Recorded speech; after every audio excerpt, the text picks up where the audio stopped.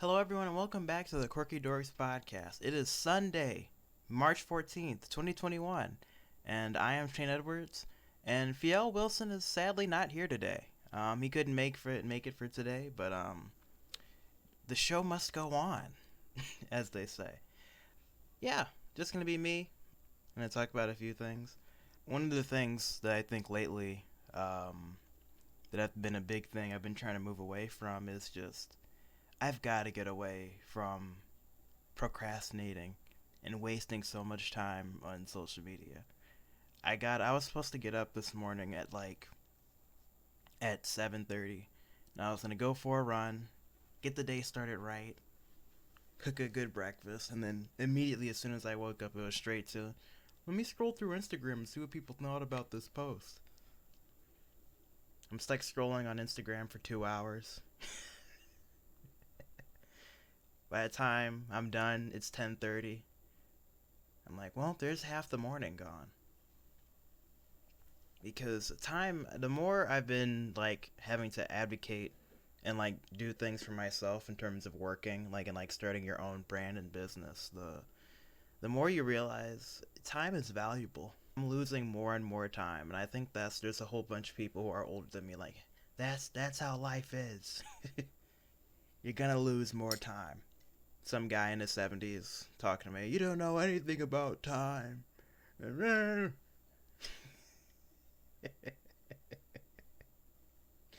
You kids going through time, going through things, wasting it, posting your TikToks and shaking, just exposing yourself on TikTok and it. I don't know. But I do think I gotta get away from it, and I've tried recently too. I deleted all of the physical apps off my phone to try and get rid of social media and try and distance myself from the amount of time I do on it. Because there's some people I know, you scroll through their screen time, and they have 25 hours on TikTok or Instagram. What? Really if you're looking at your screen time and seeing how much time is gone just by how much you spend, it's ridiculous. I'm like, if I didn't do that, I'd have 12 more hours throughout the day to do stuff, to commit to something for myself, something towards school, something productive, and I just wasted all that time. But I don't know. I think it's trying to find balance for me. I think that's one of the problems that I struggle with the most, is trying to find balance with doing the things that I want to do and trying to have fun too while doing it. Because there's so many things that I love painting and drawing, in my spare time as a hobby. But I've also do that too to make money. I'll do commissions for shoes or shirts. And very easily when people do hobbies or things that they enjoy and make it into a job, it becomes work, and it's hard to find a balance or a fine line between doing work and having a hobby and doing something fun that you want to do, because then everything blends into just work, and it's not fun. It's really about finding balance. I have no idea how I want to do that. I've been trying different methods of doing that. One of the things I've been trying to do is if I have a lot of work to do and it's overwhelming, I need to take a time, at least an hour and a half out of the day or something, to dedicate time to myself and not work on something for myself. And not even work, just take the time to do something that I enjoy that doesn't involve working something or having that feeling of, oh, I have to get this done. I have to get this done, and then everything feels like a job, and then you're not happy. That's something I think I need to work towards. But we're all going through it, right? Everyone's trying to find balance of no real schedule. Because now people don't have to go anywhere. It's not an official schedule for people to go somewhere, like a job or school. Some people do, it depends on what state. But for people who don't, you have to advocate for yourself, and you have to be have the discipline for yourself to be able to get up and make the schedule for yourself. And it's hard. Some people listening to the podcast may know that I have my personal channel, Alden Studios, where I've been doing YouTube for 3 years. No, it's been longer than that. I think it's almost 4 years because I started my channel in 2016. Um, Originally to post comedy skits and sketches and um, make like funny content, like, 'cause it was a thing that was really popular then. It still is, but it's not as like prevalent. Um, and I think I remember at some point I wanted to be a comedian, so I was really pushing like, okay, I can write sketches, I can start a stand comedy club at my school, um, and then I don't know. I think a lot of social pressure stopped me from being able to give it 110% with starting that. But I'm ranting, I'm rambling. Okay, back to the YouTube channel. So, some of you all may know my channel, Alden Studios, and I wanted to start moving that channel into movie reviews and getting into that. And I want to invite Fiel on doing that, and maybe have like a binge watch group of like me, him, and maybe one of our other friends to just sit back and review movies and talk about it. Because I think we're all interested in like film and theater and like the fine arts, and I think it would be cool to just sit down and watch those things. At some point, I think we want to have guests on the show too. So after I think we make a few podcast episodes, we'll start moving it into a direction where we can have guests on. Because who doesn't like guests? So we can like talk about different things. I'm hoping people do like grab stuff from this too, of because me and Fiel are both young, and I want to try and give like the best advice and self help that we can with people our age or people at any age who are going through similar stuff. Because there's so many people or so many outlets and resources now that just will tell you what a problem is and not give you a solution to it. It's kind of like those documentaries on Planet Blue or like the Earth. It's like whales have existed for many years and humans killed them and there's only 10 of them left and they're dying. And it's like, okay. Thank you for this information. What can be done about it to help fix it? And you're just left afterward feeling sad, like, wow, there's nothing that can be done. But I don't like that. I don't like documentaries like that. They never give a solution. We got to start not only giving information, but giving solutions to it as well. And that's honestly part of the reason why social media is a problem too. Because you have a lot of information or self-help, if you will, that will just highlight a problem that people have and not give them the tools or resources to be able to do it. Yeah, you can call out a problem.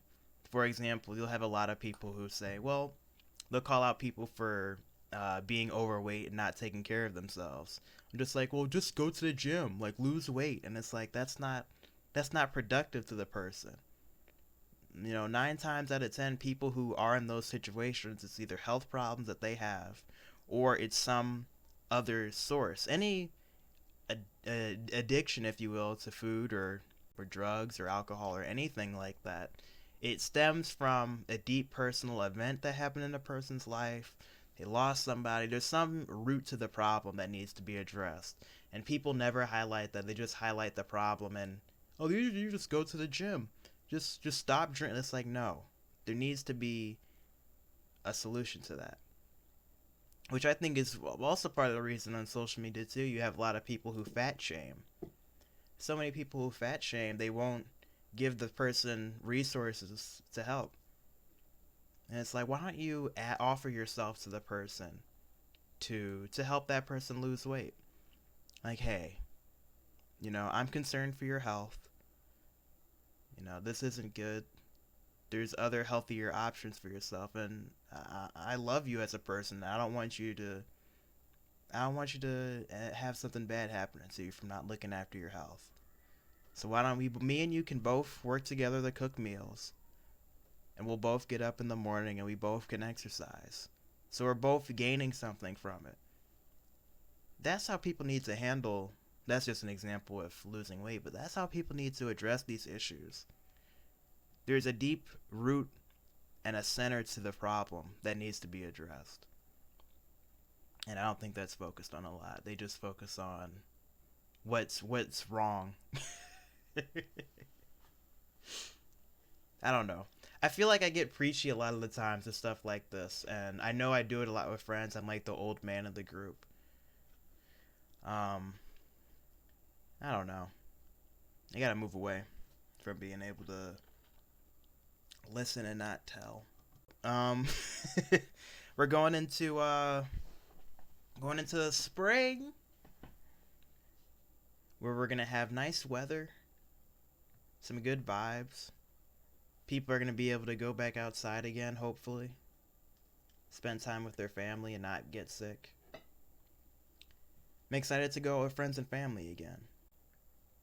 For the rest of the podcast, just giving a quick update with you all. Hope you all are enjoying this series that we're going to do with the podcast. Hoping you all enjoy it. I'm going to segue this into a highlight episode from the first one. Yeah. So I'll talk to you all later. See you all in the next podcast. Okay. I think it, once again, I think it depends on the situation of what it was. Like, some people, yeah. Like, I knew this one kid, or, in 6th grade, who he fought, like, a girl. Oh, my God. And it's like, which I should give context to the story. You know, when you were younger, did you have to, like, line up in single file? Is that, like, an all-school thing, or is it just, okay? Yeah, that's all school. Which, I hate that, by the way. It's like, you're making, really? We can't even walk to our own class? You're gonna make us, like, sheep? Like cattle? We used to have bathroom breaks as a whole class. Like, we would all have to line up outside the bathroom to go in. I hate that. That's so... now that I'm really thinking, why? As a class?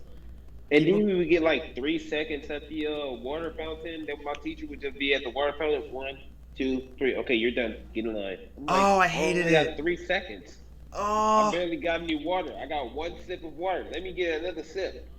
Theo, you've resurfaced some buried memories by saying that. The 3-second water. 3-second water break? Like, are you serious? Oh my gosh, dude. Come on. Come on, everybody.